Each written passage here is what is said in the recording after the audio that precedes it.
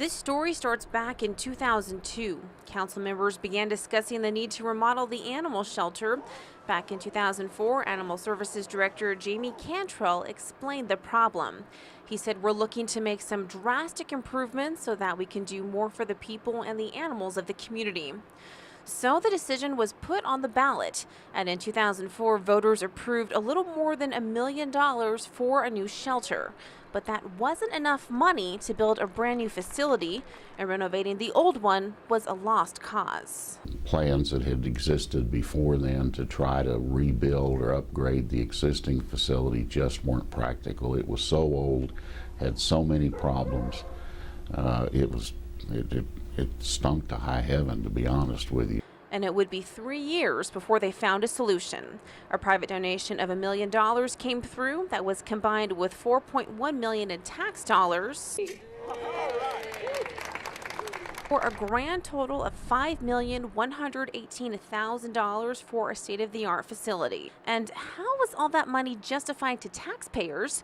In 2007, Councilman Todd Klein centered his campaign on building this new shelter. What we can do very seriously is go from a high kill facility to a lower kill facility, and having the right capacity will allow us to do it. We're going to see greatly enhanced adoption facilities. So, is it working? Since opening its doors, numbers show that kill rates haven't changed as predicted. Euthanization rates for cats actually remained the same. 76% of the cats that end up at the new shelter are put down. The old shelter adopted out 560 cats, but in 2011, when the new shelter opened, that number went down to 253. That means adoptions of cats actually went down nearly 55% at a time when the number of cats coming into the shelter was slightly up. And it's a similar story for dogs. While kill rates remain at 66%, adoptions have gone down nearly 10%. These numbers appear to contradict how this project was sold to voters back in 2002. Councilman Klein says that's not good enough. We want less of a kill rate, and we're a high kill facility. That's unfortunate, but it's true.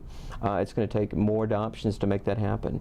Klein says time is the key factor. We've had issues of just simply people discovering now where it's at.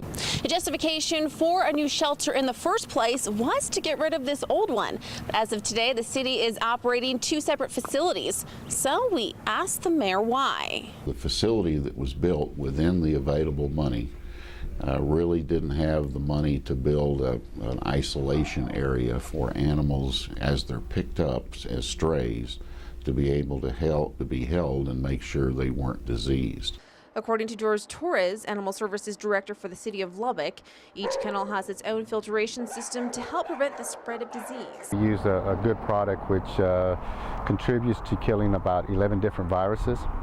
It might be cost a little bit more, but it creates more of a healthier and safer environment. But the mayor says the new technology just isn't enough. When you bring an unknown animal in to put it into the general population, it can literally infect everything.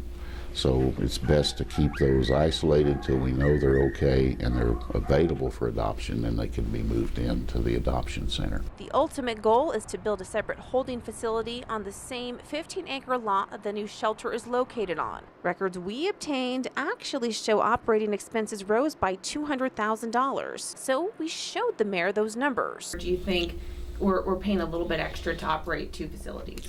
We're obviously paying a little bit extra because we have to keep the utilities on at the old facility, but at the same time, the benefits from that of not putting diseased or potentially diseased animals into the ones we hope the public will adopt outweighs the additional expense. So out of the $200,000 increase in the budget for this year, over $100,000 was simply that one item, is the additional health care cost for employees.